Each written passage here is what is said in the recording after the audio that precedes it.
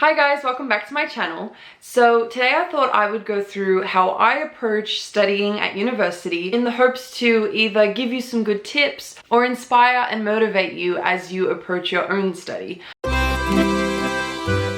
Hey guys, very quick note before you start the video. For some reason I didn't make this clear, but I had primarily made this video with psychology honours students in mind, hence why you will hear me refer to honours in some of the advice and tips that I'm giving. However, I really want to stress that a lot of the stuff I say, it actually is applicable to university students regardless of whether or not you're studying psychology. So let's get into it. So the first thing that I always do when I start a school year is I like to handwrite my timetable. If you're in honours year, you know, I think you should probably have one day a week that is dedicated to classes. That is how my university did it. So that's really easy and simple to keep track of. This is just one way to become a bit more familiar with your classes as well.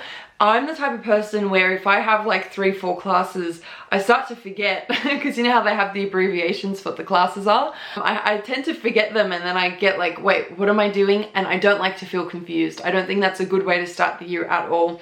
So I like to handwrite my university timetable and put it up on my wall. And then I also like to write an assignment checklist. So all I do is I'll just go March and I'll put I'll list the assignments for March in order of how they're due.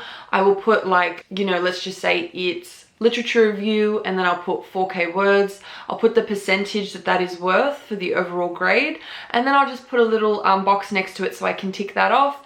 And I'll also leave a space so that I can put in the grade that I actually got. This is a really good way to not only, again, familiarize yourself with the classes that you have, but also a way to say, okay, I've got all this stuff that I'm going to work through this year, but it's one at a time. So it's just a really good way to remind yourself to pace yourself. You're not doing all your assignments at once.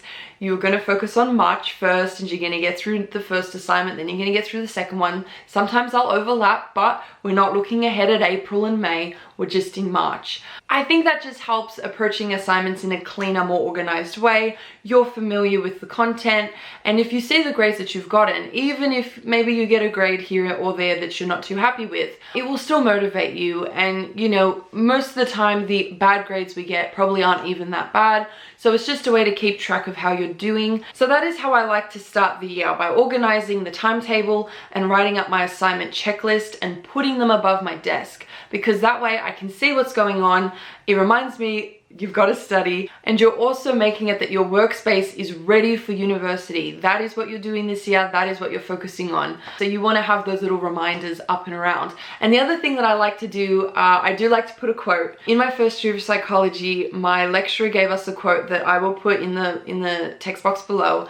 And I actually have held on to this quote and I still hold on to it today. I don't remember it verbatim off the top of my head, but it was something about, you know, never give up, because just as you're about to do that, so is everybody else, and success is just around the corner. I like to handwrite this quote as well, put it above my desk, because that quote is very, very true. When you feel like giving up in the uni year, that's probably when everyone else feels like giving up as well. And that's probably when a good portion of students are actually going to give up or put in minimum effort. So you just need to push through and keep going. And this is going to bring me to a point that applies to every student at university, but especially honours students. University is momentary. It doesn't last forever. So I think the main thing us university students battle with is negative emotions such as stress, self-doubt, you know, procrastination. I don't want to do this. I want to do something else. I just want to watch a TV show or whatever. Okay, what I keep saying to myself is I have the rest of my life, literally, and then I have semester holidays and I have the end of year holidays to watch whatever I want to watch, to do whatever I want to do. There are only 12 weeks in a semester. So if you think about it, you only have 24 weeks where you actually have to sit down and be like, okay, I have to make this sacrifice. And when you think about it like that, it's not really that much. And that's another thing I, again, like to draw on a piece of paper and put on my wall, is I'll have semester 1 and I'll put sticks, and each stick represents a week. And as the weeks go by, I cross off a stick, and then I see how quickly the semester is flying by.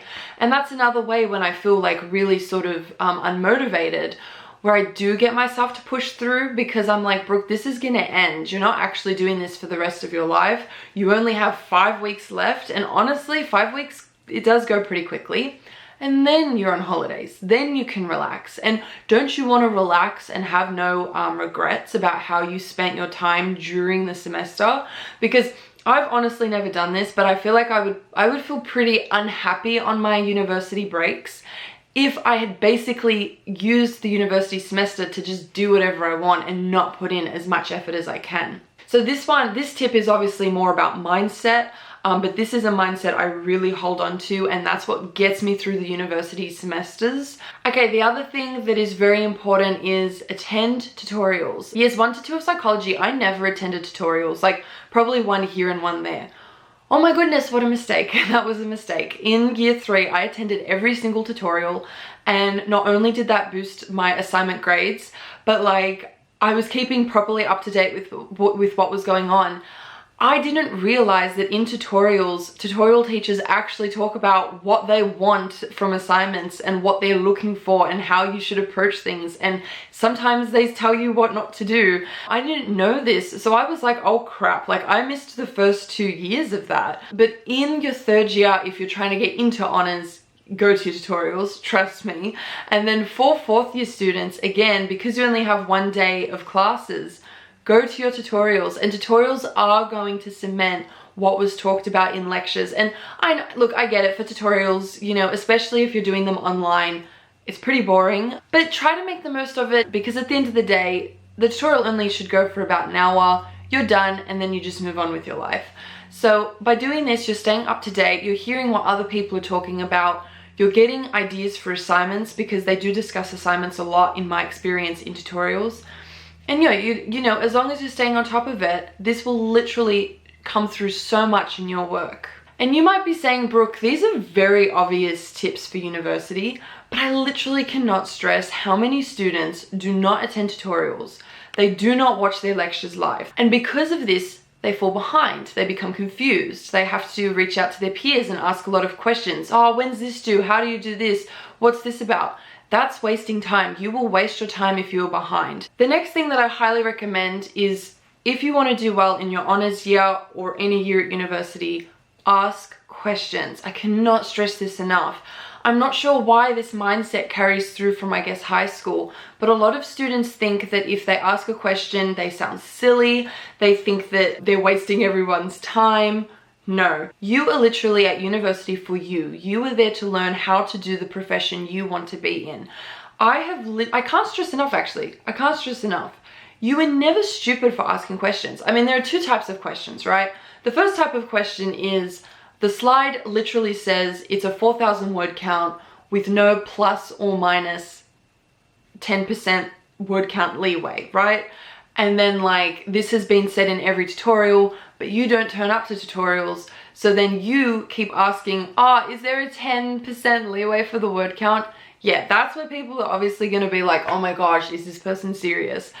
And that's not going to happen to you if you stay up to date with content that's been put out. But if you're not that type of student, there is literally no question you can ask, I believe, that is stupid. And I'm saying this as someone, I have literally actually had teachers respond negatively to me asking a question. I mean, this is rare, this doesn't happen a lot, but sometimes it will happen, where you ask a question and they act like you should have known, and it's like, no, I'm the student, I'm trying to learn, that's why I'm asking the question. Believe me, you don't want to walk away and try to like piece together an assignment that you have no clue what's going on.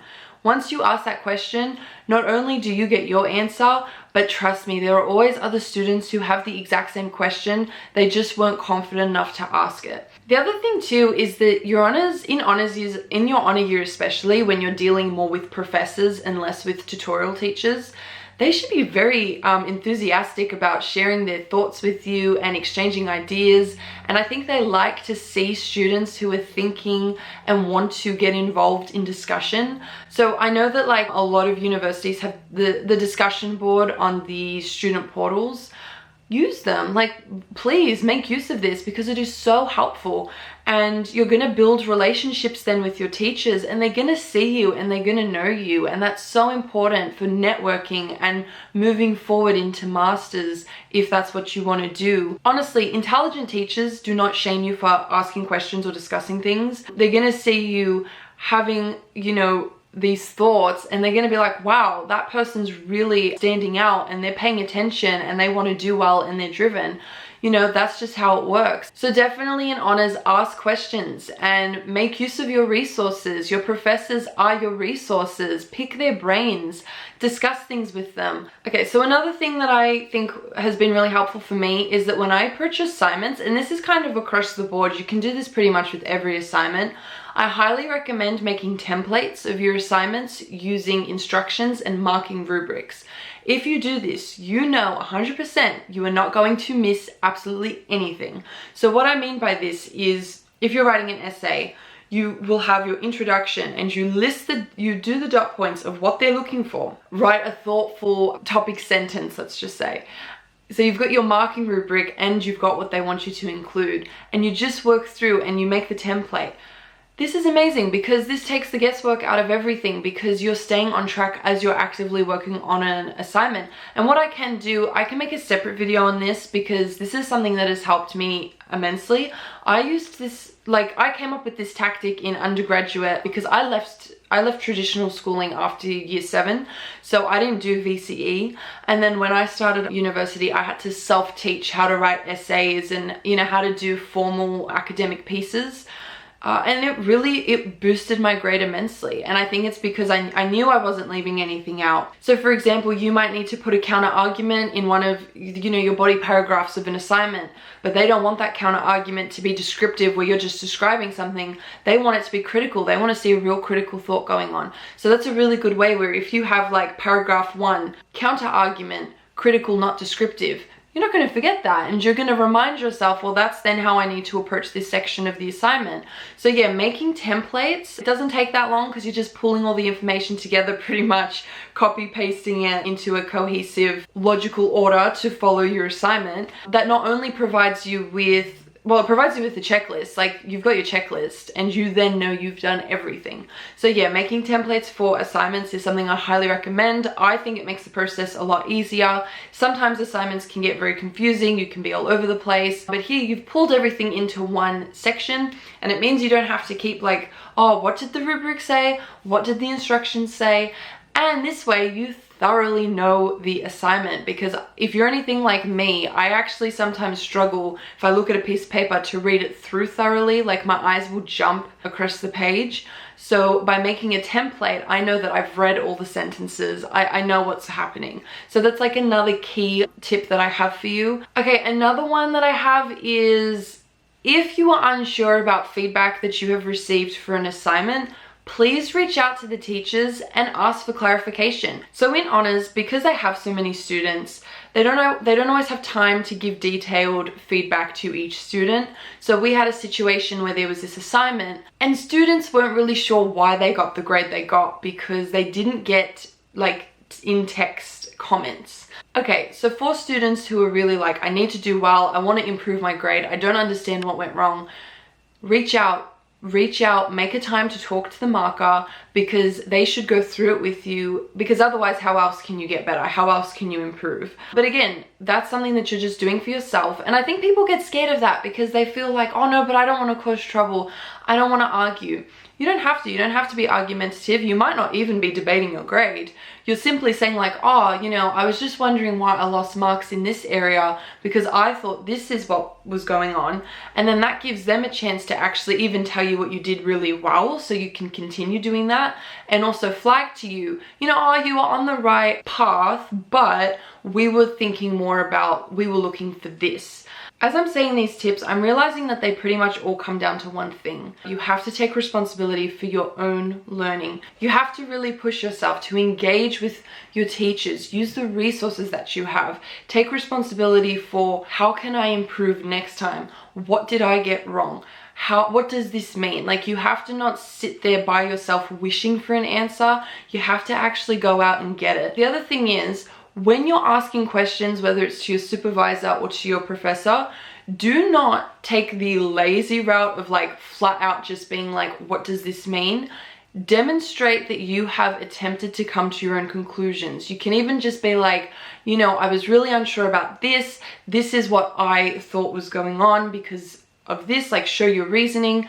And then you could be like, I just wanted to confirm I'm on the right track.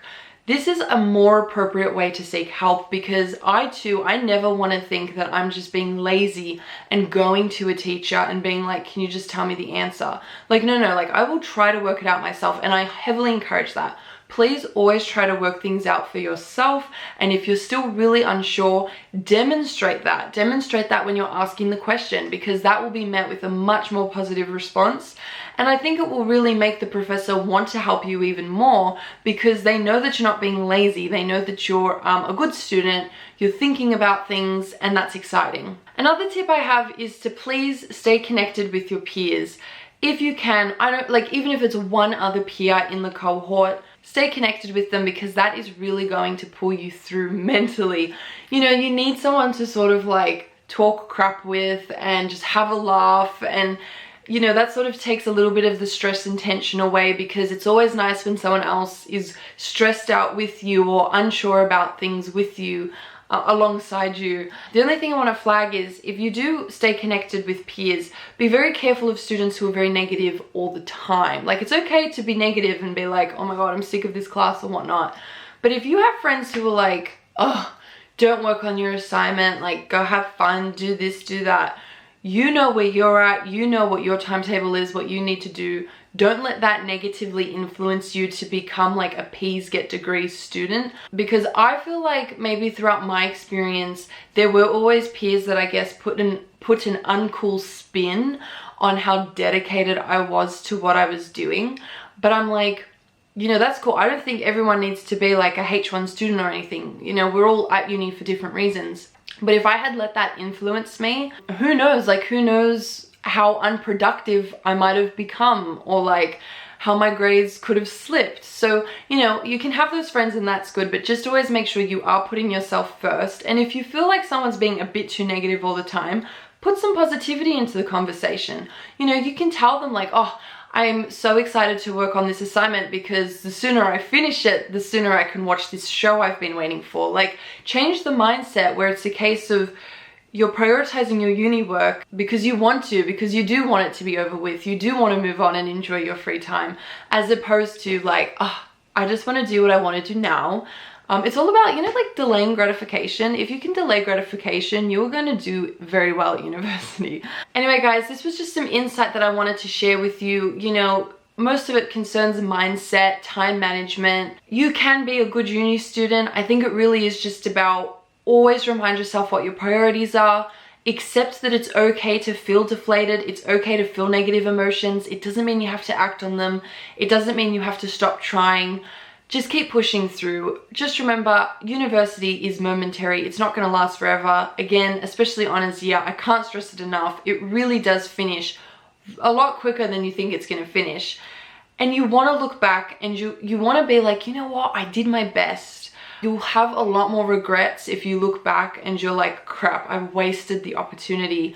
Crap, I wasted, you know, the 5 days of the week where I could have been spending it as if it's a job. And I always tell people, like, honors to me was like a full-time job. That's how I viewed it. So, you know, think about it. Just think about how maybe your approach has been in the past. If it's been of a more negative nature, maybe think about why and how can we change this. But yeah, I just think that you're gonna do great no matter what. I think if you're watching a video literally that is trying to inspire you on how to be a productive uni student, you're gonna do well because you want to do well. So that is it for today. If you haven't checked out my other videos on studying psychology, and if you have any specific questions, just list them below and I will try to address them. I try to keep things broad. Obviously, I can't directly help with any specific coursework or, you know, anything too, specific, but I can try and just like tell you how I approach those more broader aspects of university life. And hopefully, you know, you can even take a little piece of that and turn it into your own way that you do things.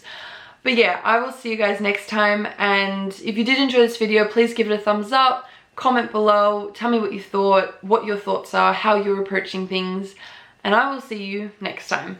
Bye!